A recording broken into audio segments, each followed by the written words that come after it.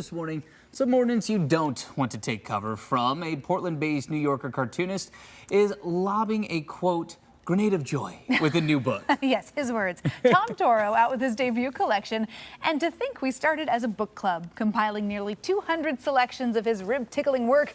Lucky for us, Tom is live in studio this morning talking about his new book and what you'll find between the covers. Good morning, Tom. Good morning. Thank you so much for having me. Yeah, it's great to have you here. Absolutely. These cartoons are so fun. This is great. I love that you've packaged this up as a collection. What made you want to venture into publishing a book?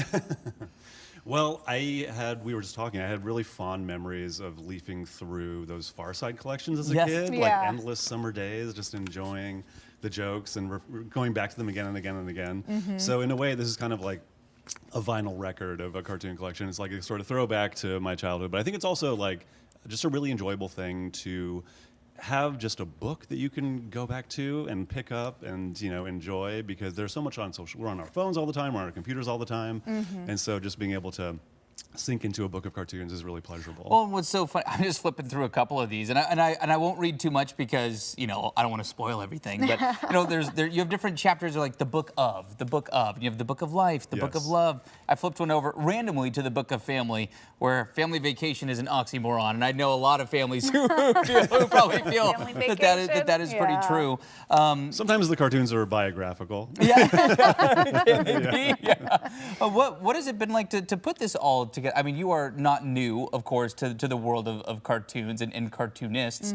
What's this experience been like to put it into a book? It's been really gratifying. I mean, I've been doing cartoons for the New Yorker for 15 years. Yeah. So this is not a comprehensive collection of my cartoons, but it's kind of the greatest hits, that I assembled. And yeah, like putting them together thematically was really enjoyable. You start to recognize, motifs in your own work, which is kind of funny. But yeah, it's just, it's a lot of my greatest stuff, and so I'm really happy to put this out there. That's great. Well, you're getting some praise from comedians like Fred Armisen and Seth MacFarlane. I mean, that is pretty cool to have some comedy heavy hitters shouting you out. Yeah, I was very, very happy with the response. One of my favorite quote I got from the comedian Hannah Gatsby, she said, "I only wish household magnets were stronger so I could put this whole book on my fridge." Aww. Which I thought was great. That's great. I mean, it really is. Because we all know people have New Yorker cartoons on their fridge. Yes, it's all the cartoons you would clip and you would put on the fridge, but you've packaged them up quite nicely. So for all you, New Yorker cartoon scrapbookers out there, I've done the work for you. That's so great. What do you use as quote-unquote inspiration here? Are you just constantly observing the world around you? Yeah, I'm observing the world, take stuff from my own life, of course. It's rare that you come across something that occurs in the moment as like a cartoon that's just dropped into your lap. Sure. It takes a little bit of mulling over it, and like months later something will occur to you where it's like, oh, that references the funny thing that happened to me, in August. But yeah, you're always just sort of trying to be an antenna for what's going on in the culture. That's so fun. This is great. I keep on laughing and I keep on looking around. I'm up here. Really I'm up here. I know. Well, hey, this also coincides with the New Yorker marking its 100th anniversary. That's pretty cool. Yes. It's really a special time to come out with a collection. And so actually I'm going to do an event at Powell's this Friday at 7 o'clock at downtown Powell's. So I'll be presenting, samplings of the book. And I'm also going to do kind of a brief history of New Yorker cartoons, like over 100 years as part of the presentation. Yeah. Because I really found inspiration from cartoons across all the decades. And it's cool to see how they've evolved and changed and responded to their historical moments. Well, and yours is also a pretty cool story of perseverance. How long did you submit cartoons to the New Yorker before yours were selected? I submitted for about 2 years. Yeah. And when they finally bought my first one, I went back and counted how many got rejected up until that point, and it had been 610. Oh my goodness. Did you take any of your rejected ideas and then use them later on? I did repurpose them, yeah. I went back and revisited them. I like to say, like, not all the ones that were rejected are undiscovered masterpieces. Like, I was very much learning as I was submitting and growing as an artist.